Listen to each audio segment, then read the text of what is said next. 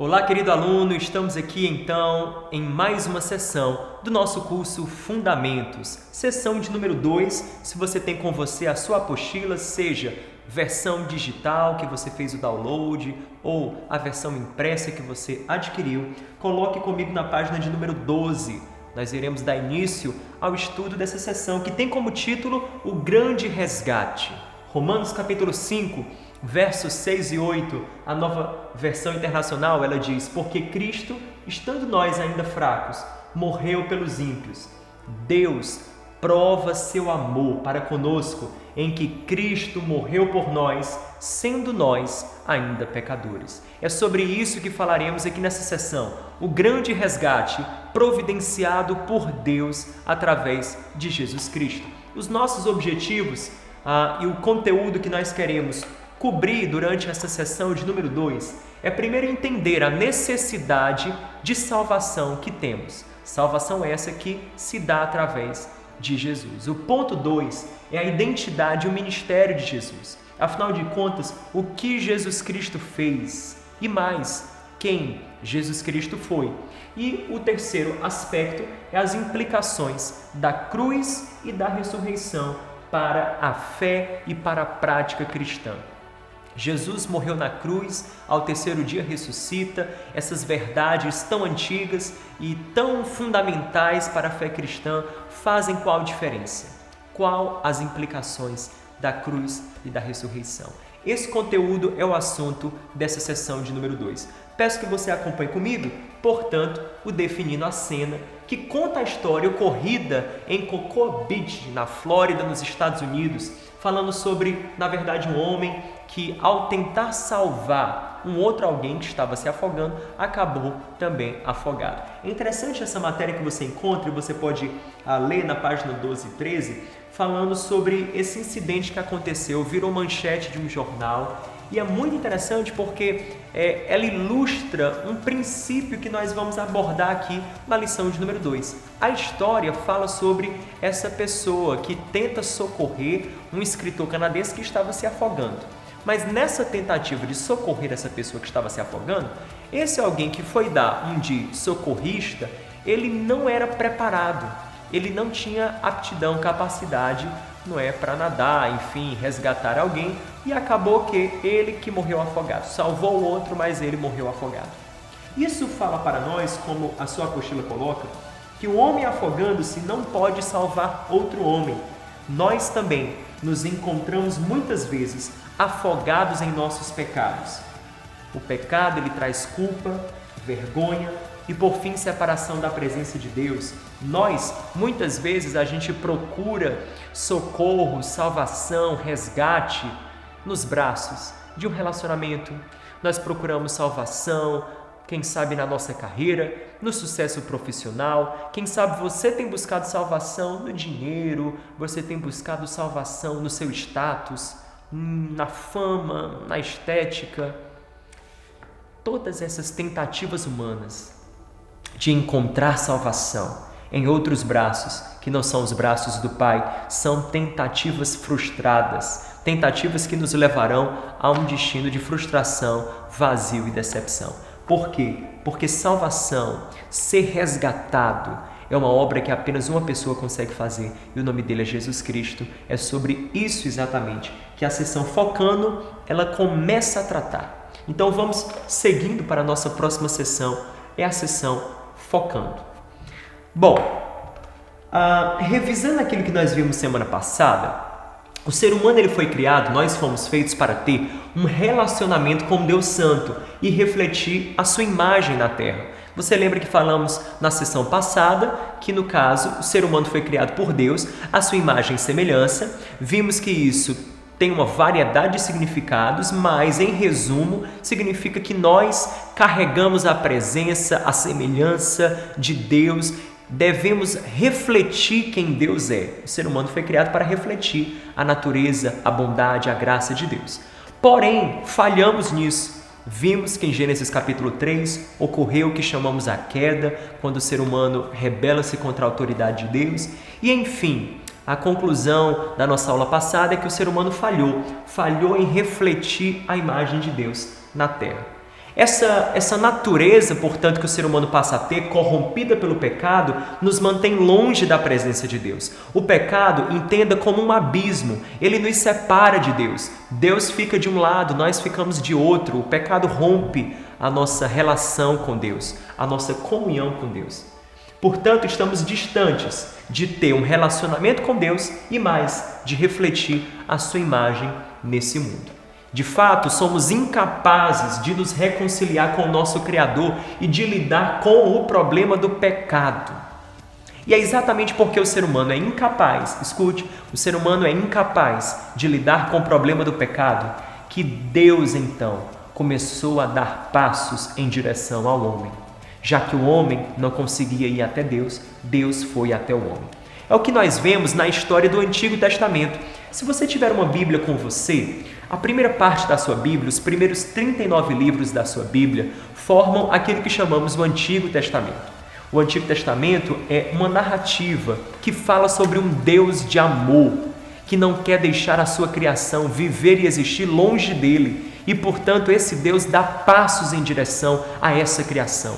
Dá passos em direção a reconciliar essa criação com Ele mesmo. Vemos, por exemplo, que Deus chama um homem chamado Abraão. Você encontra isso em Gênesis capítulo 12. Abraão foi chamado por Deus, e o chamado de Deus para Abraão era que através da descendência de Abraão, Deus abençoaria todas as nações da terra. Essa foi a promessa de Deus a Abraão. Abraão, você terá muitos descendentes, e essa descendência numerosa, de alguma forma, abençoará todas as nações da terra. Pois bem, a descendência de Abraão foi o povo de Israel. E é exatamente a história do povo de Israel com Deus que o Antigo Testamento busca falar e registrar. A história de Israel com Deus.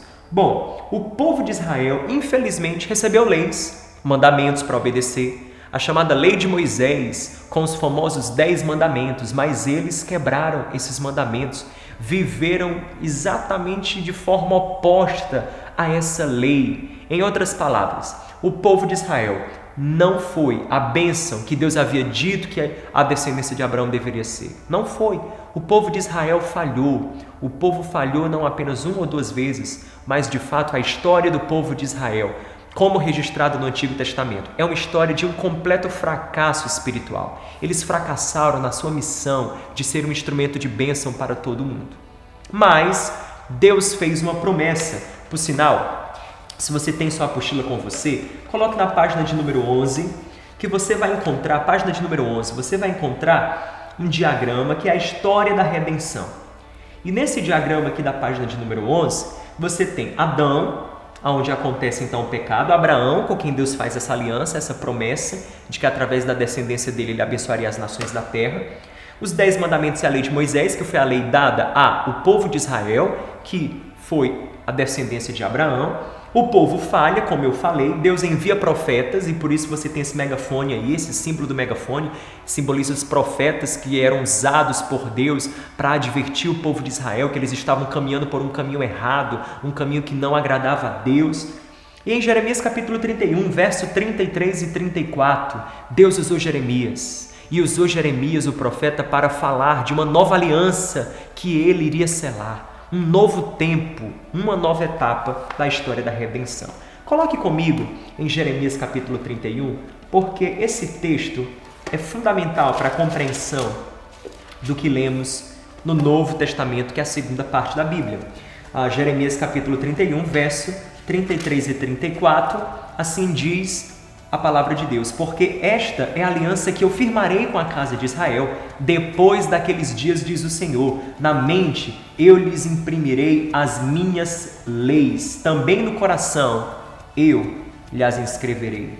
Eu serei o seu Deus, eles serão o meu povo, e ninguém jamais precisará ensinar ao seu próximo, nem ao seu irmão, dizendo: conhece o Senhor, porque todos me conhecerão, desde o menor até o maior, diz o Senhor, pois perdoarei suas iniquidades e dos seus pecados jamais me lembrarei.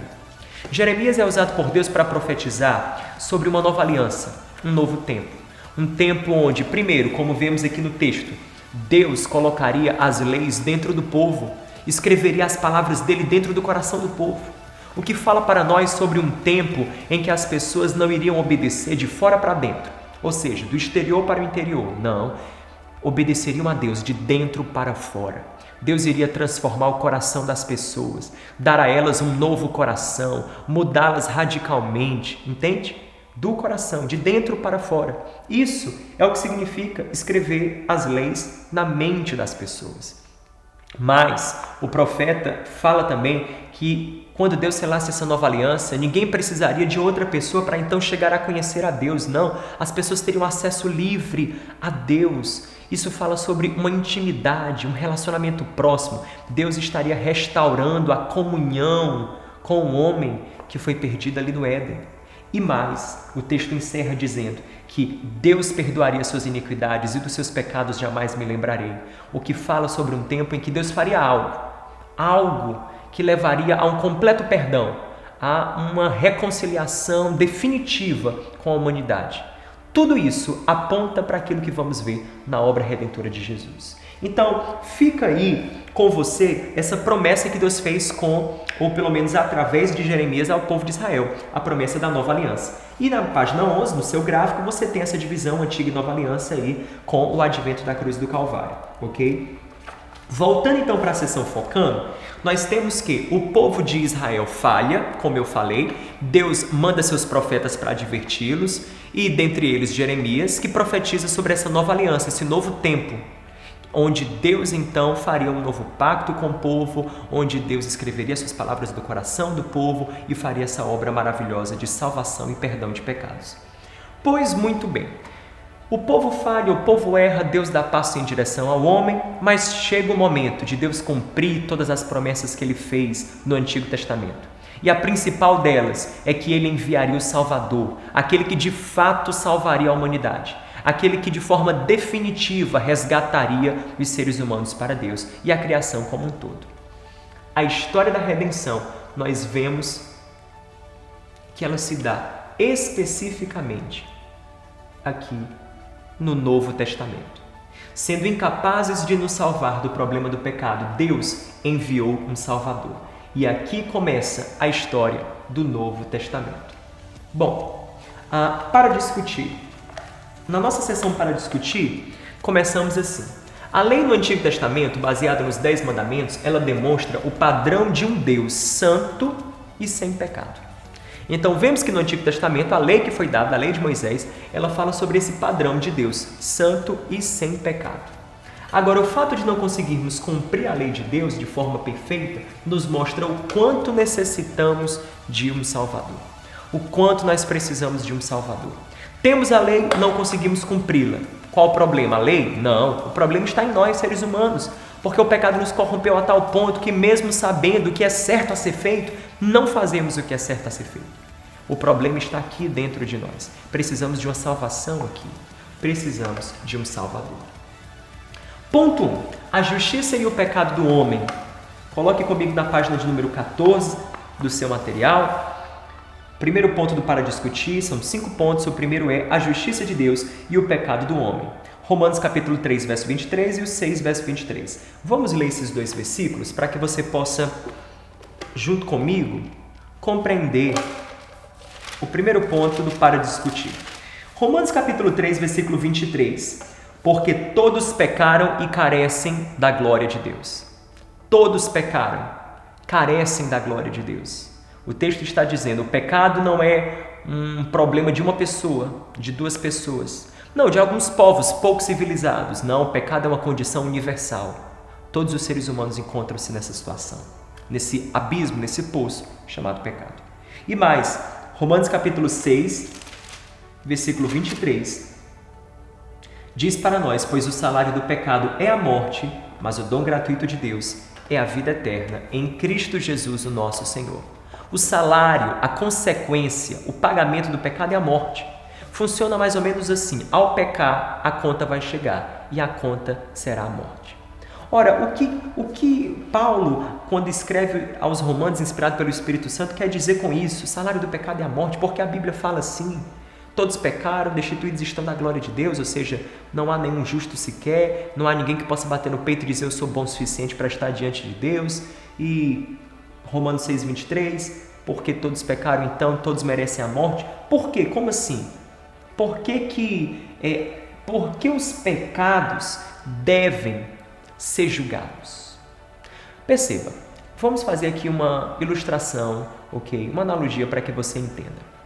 Imagine que um juiz, ele olhasse para um criminoso, que todos os dados e fatos mostram que ele de fato cometeu o crime, quem sabe um dos mais hediondos possíveis, e olha para aquele criminoso e diz: eu vou absolver você. Eu passo por de cima da lei e vou absolver você. Vou absolver porque eu sou um juiz misericordioso, um juiz cheio de compaixão. Você acha que alguém poderia confiar em um juiz como esse? Claro que não. Porque o juiz, ele não pode, em nome da compaixão e da misericórdia, passar por de cima da lei. E mais, passar por de cima da justiça. Justiça significa cada um receber o que merece. Deus não poderia fazer vista grossa ao pecado dos seres humanos e ainda permanecer justo. Não. A justiça de Deus requer que os pecados sejam julgados. A justiça de Deus pede que os pecados sejam devidamente, de forma coerente, julgados segundo a lei divina, que diz que o salário do pecado é a morte.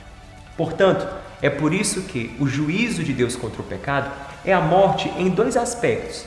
A morte, primeiro, no sentido espiritual. Quando o homem pecou, foi expulso do jardim do Éden, o que significa que o homem não tinha mais relação com Deus. E quando o homem não tem mais relação com Deus, ele passa a viver morte espiritual. Isso é a morte, pelo menos em primeira instância, essa morte espiritual. Em toda a história do Antigo Testamento, animais eles eram sacrificados para demonstrar que a consequência do pecado era a morte.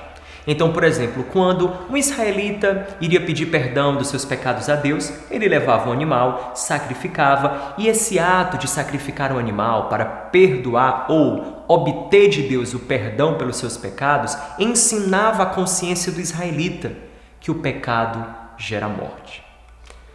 Isso cria, portanto, dentro do homem esse entendimento, essa consciência de que o pecado é um problema sério para a sua vida. Mas isso não era suficiente. Sacrificar animais não era suficiente para realmente transformar os corações, ou seja, despertava a consciência sobre a consequência do pecado, que é a morte, mas não transformava o ser humano. E por isso, Deus então enviou um sacrifício melhor. Ponto 2 do Para Discutir, a real identidade de Jesus. Afinal de contas, quem era Jesus Cristo? O Evangelho de Mateus, e se você tem sua Bíblia, abra comigo em Mateus, que a sua Bíblia, que é dividida em Antigo e Novo Testamento, tem Mateus como o primeiro livro do Novo Testamento. Coloque em Mateus capítulo de número 27. Mateus capítulo 27.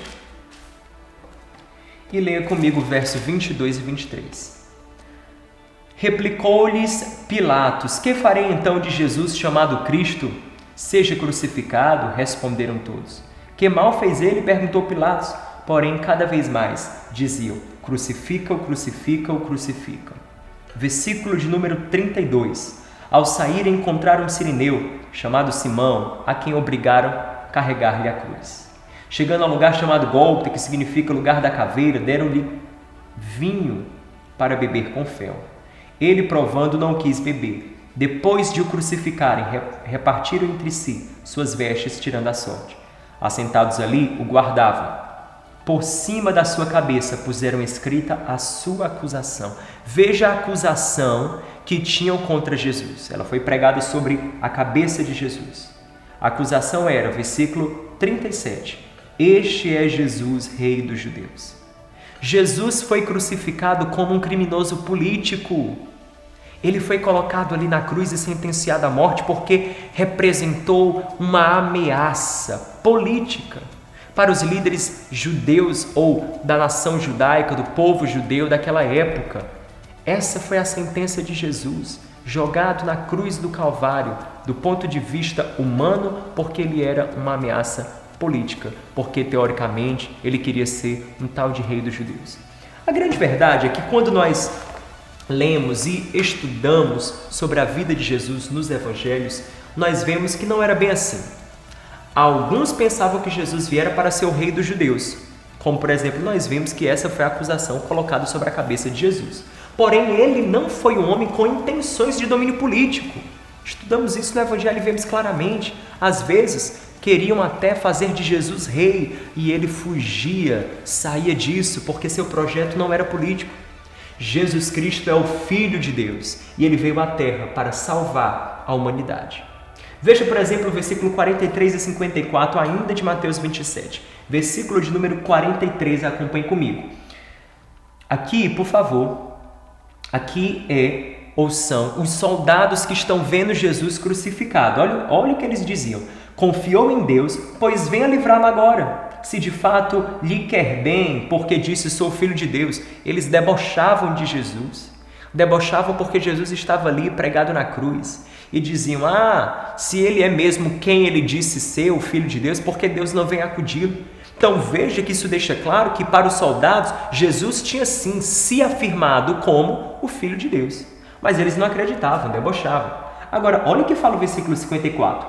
O centurião, que era o soldado da época, o centurião, e os que com ele guardavam a Jesus ali na cruz, vendo o terremoto e tudo que se passava, ficaram possuídos de grande temor e disseram, verdadeiramente este era o Filho de Deus.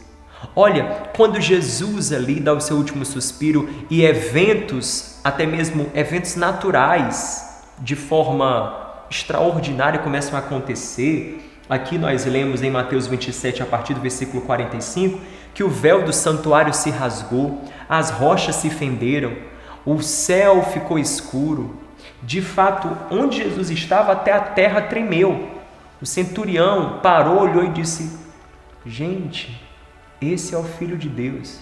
O centurião, aquele que estava agredindo, violentando, batendo em Jesus, aquele que estava debochando de Jesus, desacreditando Jesus, diante de tudo aquilo, da cena da crucificação, ele parou e disse, ele é o Filho de Deus. Até mesmo o centurião de Jesus, o soldado ali que guardava a sua cruz, reconheceu que ele não era um homem comum ou mais um dos profetas. De fato, Jesus ele foi mais que um profeta.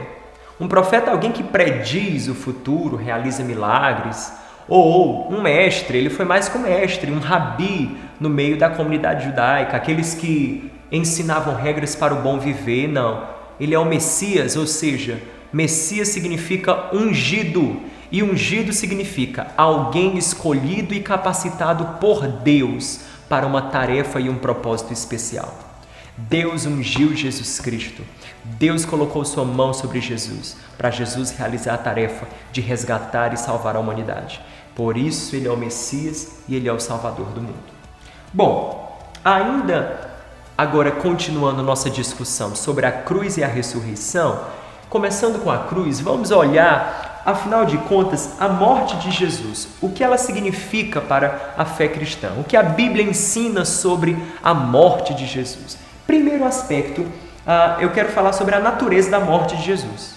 Afinal de contas, a morte de Jesus foi o quê? Um acidente? A morte de Jesus foi, enfim, consequência do fato de Jesus não ter agradado os líderes religiosos de sua época? Por que Jesus morre? Afinal de contas, qual a natureza dessa morte? Vemos que o Evangelho deixa claro, principalmente o Evangelho de Marcos, que a morte de Jesus ela foi um sacrifício. Ela foi um sacrifício. Se você acompanhar comigo, seja em Marcos 8, 31 e 32, Marcos 9, 30 e 31, Marcos 10, 32 a 34, repetidamente no Evangelho de Marcos, Jesus deixa claro que ele está indo para morrer em Jerusalém. É um sacrifício, ele poderia ter fugido, ele poderia ter pulado fora desse projeto, mas não, ele vai até o fim. Jesus voluntariamente se dá. Eu gosto de Marcos capítulo 10, porque Jesus ele deixa bastante explícito isso. Acompanhe comigo Marcos 10, capítulo 10, Marcos capítulo 10, Marcos 10, versículo 32. Estava de caminho Jesus, subindo para Jerusalém. Ele, Jesus, ia adiante dos seus discípulos, e estes se admiravam e o seguiam tomados de apreensões. Jesus, tornando a levar à parte os 12, passou a revelar-lhes as coisas que deviam sobrevir. Jesus começou a falar para os discípulos o que estava esperando ele em Jerusalém. E eis que, olha só, versículo 33, Jesus falando, eis que subimos para Jerusalém. O Filho do Homem, que era uma forma que Jesus usava para se referir a ele mesmo, será entregue aos principais sacerdotes, aos escribas. Eles condená-lo à morte e o entregarão aos gentios, vão escarnecê-lo, cuspir nele, açoitá-lo, matá-lo. Mas depois de 3 dias ressuscitará. Olha só, Jesus foi para Jerusalém sabendo tudo o que esperava por ele. Portanto, ele podia fugir e ele não o fez. Versículo 45, olha então o que Jesus vai falar. Pois o próprio Filho do Homem não veio para ser servido, mas para servir e dar sua vida em resgate por muitos. Olha o que Jesus fala. Eu vim para dar minha vida. Note, a morte de Jesus não foi acidente, foi sacrifício.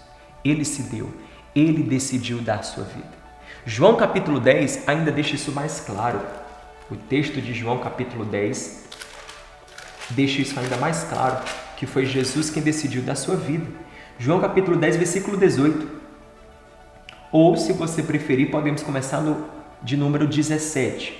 Por isso o Pai me ama, porque eu dou a minha vida para a reassumir. Ninguém a tira de mim, pelo contrário, eu espontaneamente a dou. Tenho autoridade para entregar e também para reavê-la. Este mandato recebi de meu Pai. Jesus deixou claro. Jesus deixou muito claro. Eu dou minha vida. Essa decisão é minha, ninguém está tomando-a de mim, ninguém está retirando a minha vida de mim, não.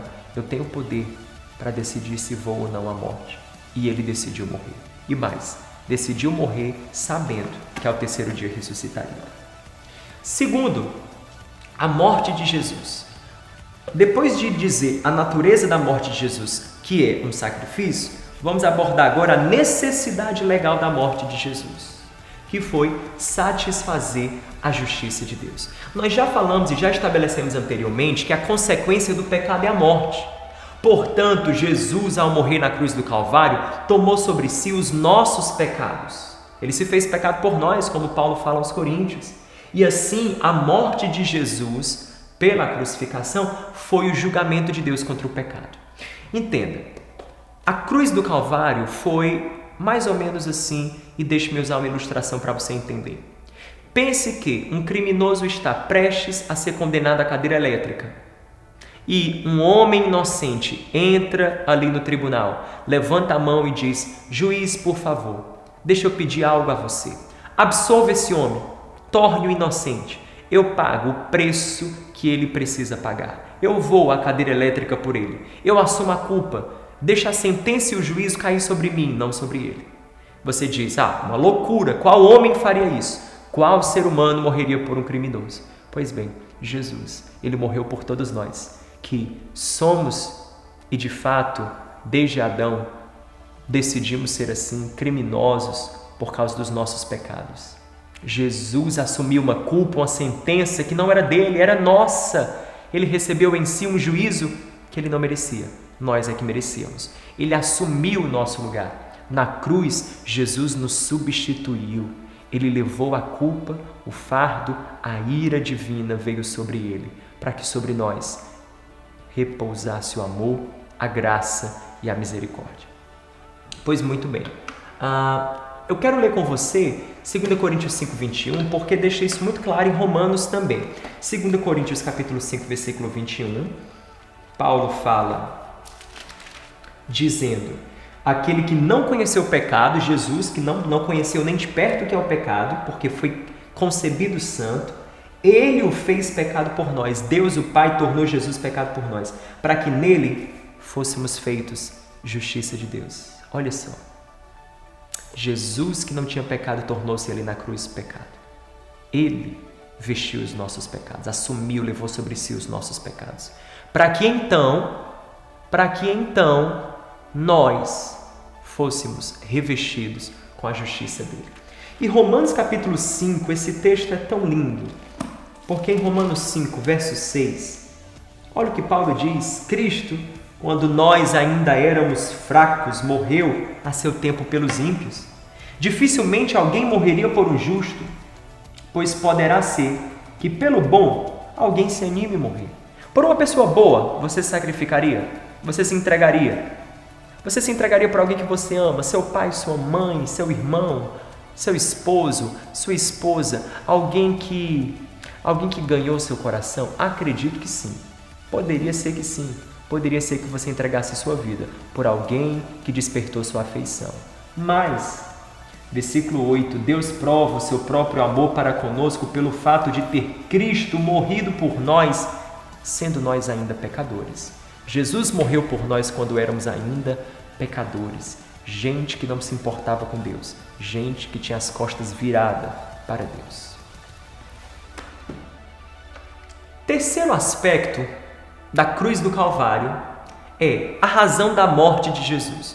Vimos a natureza da morte de Jesus, que é um sacrifício, a necessidade legal da morte de Jesus, porque Jesus precisou se entregar na cruz, precisou para satisfazer a justiça de Deus. Mas qual a razão? O que o moveu? Amor. Amor moveu Jesus. 1 João capítulo 4, verso 10, vemos que nisto é que Deus revela o seu amor a nós, que Cristo Jesus se entregou por nós.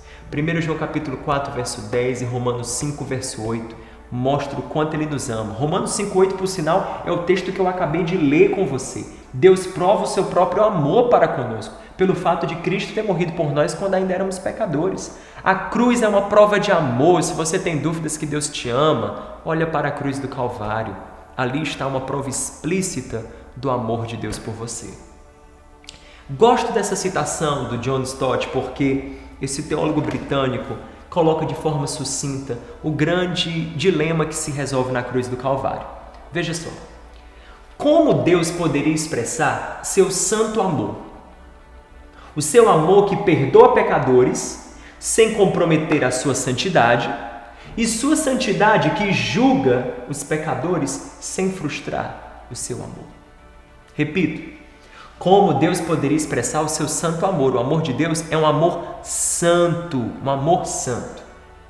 O seu amor que perdoa pecadores sem comprometer a sua santidade e sua santidade que julga os pecadores sem frustrar o seu amor. O que John Stott está dizendo é que Deus, sendo justo e santo, Ele não poderia deixar o pecado impune. Mas Deus, sendo amor, não deixaria que o pecador, eu e você, pagássemos o preço. Como permanecer amor e permanecer sendo justo? Bom, Ele mesmo tomou sobre si a sentença do seu próprio juízo. Isaías capítulo 53, verso 5. Ele levou sobre si as nossas iniquidades. Perceba, Deus resolveu esse dilema na cruz, quando Ele assumiu o nosso lugar. Ele não abriu mão de ter você por amor, mas não abriu mão de julgar o pecado, porque Ele é santo e justo. A cruz é o momento em que a justiça e a misericórdia de Deus se abraçam. Caminhando então para o ponto 4, temos a salvação, o evangelho da graça de Deus. E aqui a nossa grande pergunta é: como recebemos salvação? Porque Jesus morreu na cruz, se sacrificou por nós, satisfez a justiça de Deus em um ato supremo de amor. A pergunta é: o que isso significa? O que foi oferecido a nós por meio da cruz e como receber isso? Leio com você primeiro João capítulo 3, versículo 16. João capítulo 3, versículo 16. Está escrito assim: porque Deus amou o mundo de tal maneira que deu seu Filho unigênito, para que todo aquele que nele crê não pereça, mas tenha a vida eterna. Porquanto Deus enviou seu Filho ao mundo, não para que julgasse o mundo, mas que... Olha que interessante. Mas para que o mundo fosse salvo por ele. Jesus não veio condenar, ele veio salvar. Verso 18. Quem nele crê não é julgado. O que não crê já está julgado, porquanto não crê no nome do unigênito Filho de Deus. João capítulo 3, verso 16, fala que Deus amou tanto que entregou seu Filho. Mas Ele entregou para que todo aquele que nele crê não pereça, tenha a vida eterna. Jesus não morreu em vão, morreu para que você possa primeiro crer. Crer é uma questão de fé. E uma vez que você crê nele, você possa ter vida eterna. Escute, Vida eterna não é apenas você, ao morrer, ir para o céu e viver para sempre. Não. Vida eterna não é apenas a vida pós-morte, uma vida que tem uma duração longa e infinita no pós-morte. Não. Vida eterna é uma qualidade de vida. Vida eterna é a vida de Deus. Os judeus entendiam que a vida eterna ali era a vida da era do porvir, a vida do reino, a vida onde temos uma plena comunhão com Deus. É isso, por exemplo, que Jesus mesmo fala na sua oração de João capítulo 17. Ele diz que Pai, eles conheçam a Ti, porque isso é a vida eterna. A vida eterna é ter comunhão com Deus, relacionamento com Deus. E quando temos isso, temos uma vida diferente. A vida de Deus está dentro de nós.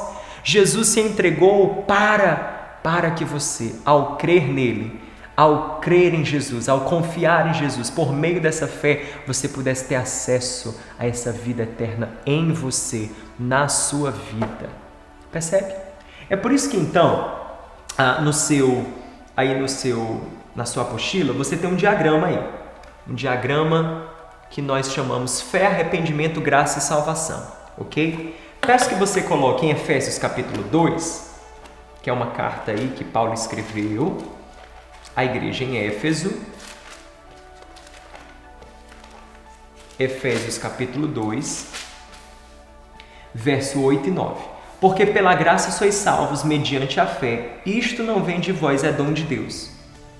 Olha que interessante, Paulo aqui reforça, salvação não é pelo seu mérito, vem da graça, é um presente, é dom de Deus. Quando ele fala dom de Deus, ele quer dizer presente.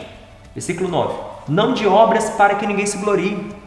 Ele arremata no versículo 9, ele fala salvação não é recebida por quem merece, salvação é recebida por quem crê, quem confia que Jesus na cruz do Calvário completou aquilo que jamais poderíamos completar. Jesus na cruz do Calvário pagou o preço e a sentença do nosso pecado, cancelou a dívida que tínhamos com Deus, nos reconciliou com o Pai. Salvação é recebida primeiro pela fé. Olha o que ele fala, Efésios capítulo 2, 8 e 9. Pela graça sois salvos mediante a fé. É através da fé, é quando cremos, é quando confiamos em Jesus. Você confia que Jesus é o Filho de Deus, que na cruz Ele fez o que falamos, um sacrifício que satisfez a justiça do Pai em um ato supremo de amor por você.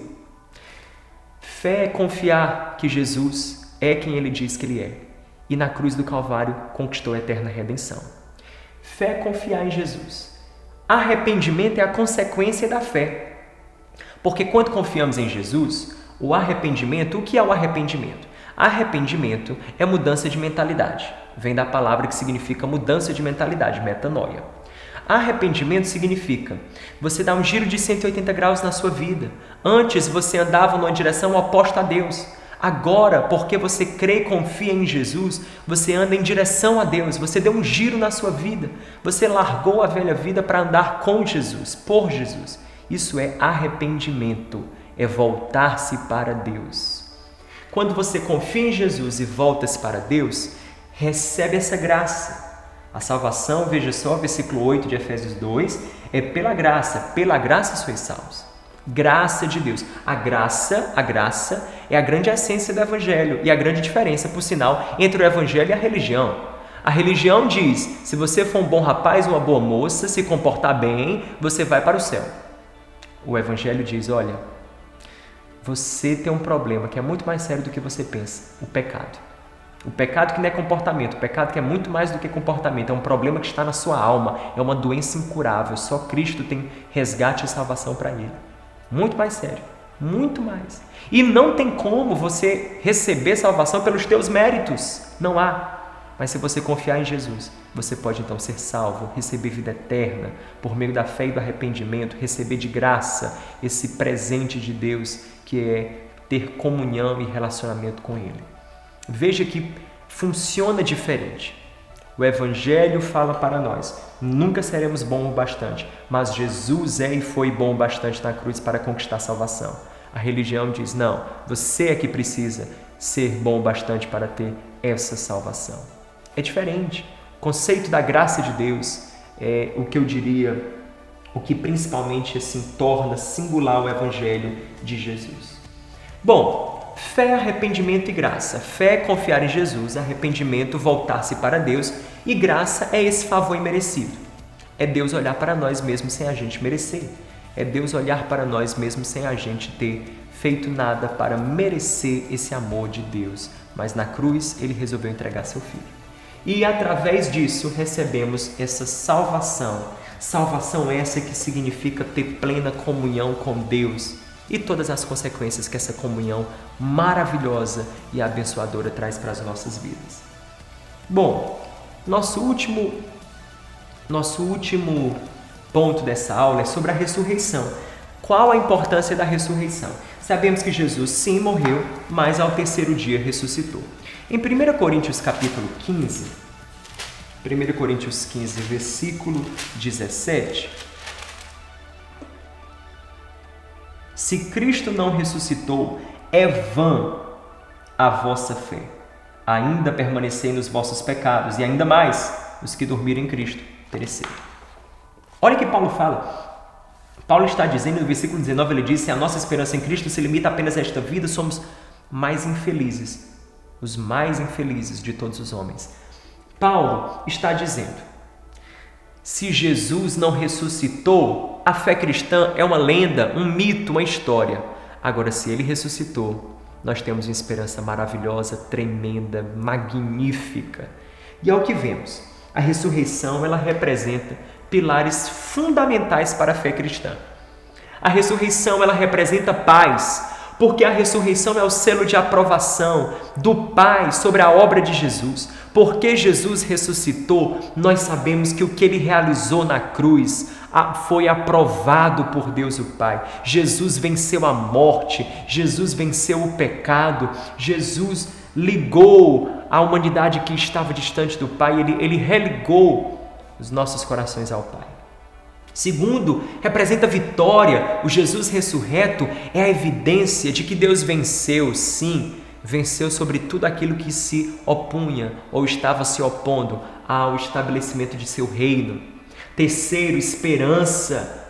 Esperança. A ressurreição é a certeza de que assim como Cristo ressuscitou, também nós seremos ressuscitados. Também eu e você, um dia, como Jesus foi ressuscitado, nós seremos também ressuscitados. Sim, quando Jesus Cristo voltar, aqueles que estão mortos, mas estão em Cristo, morreram em fé, esses serão ressuscitados. É uma esperança que temos. E quarto, vida.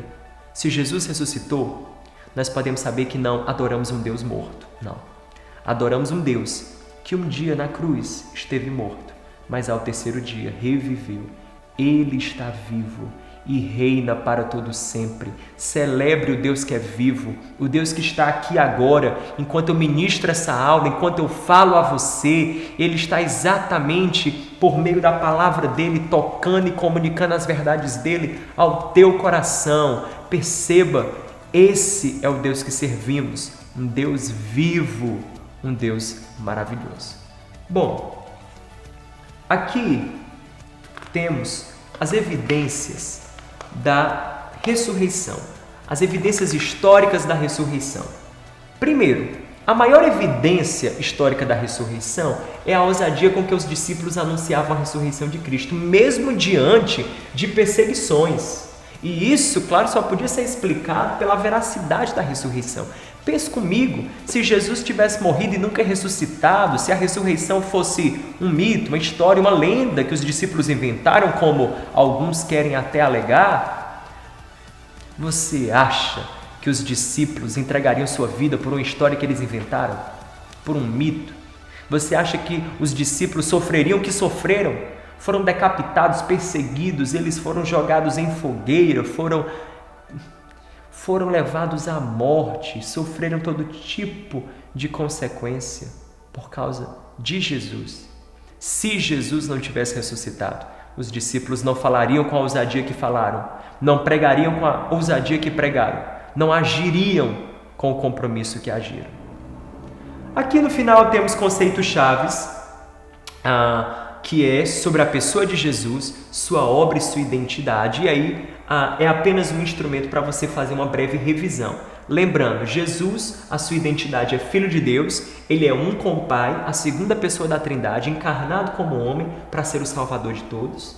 Na cruz, Jesus, vemos a natureza do seu sacrifício, a natureza da sua morte, que foi um sacrifício, a necessidade da sua morte, que foi satisfazer a justiça de Deus, a razão da sua morte, que foi amor, e vimos também, agora há pouco estudamos a verdade sobre a ressurreição.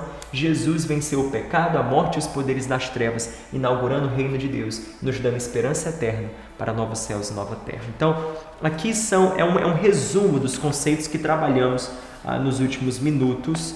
Amém? Espero que tenha edificado seu coração, espero que você tenha entendido principalmente o ponto 4, a salvação, fé, arrependimento, graça, fé, confiar no que Cristo fez, arrependimento, voltar-se para Deus, graça é esse favor imerecido, é receber salvação como presente, porque afinal de contas você não tem com o que barganhar com Deus, você não tem como merecer de Deus, nem eu tenho, nenhum temos, mas a salvação veio por meio de Jesus. Indico a você, antes da sessão 3, na página 17, leia o Edificando, que tem 6 passagens bíblicas para você estudar. Estude essas 6 passagens, elas falam sobre Jesus, o seu ministério, o que ele fez, vai ajudar você a aprofundar aquilo que nós falamos. Então, na página 16, complete o Palavra que Transforma. E até a próxima sessão chamada Missão Impossível. Que Deus abençoe sua vida ricamente.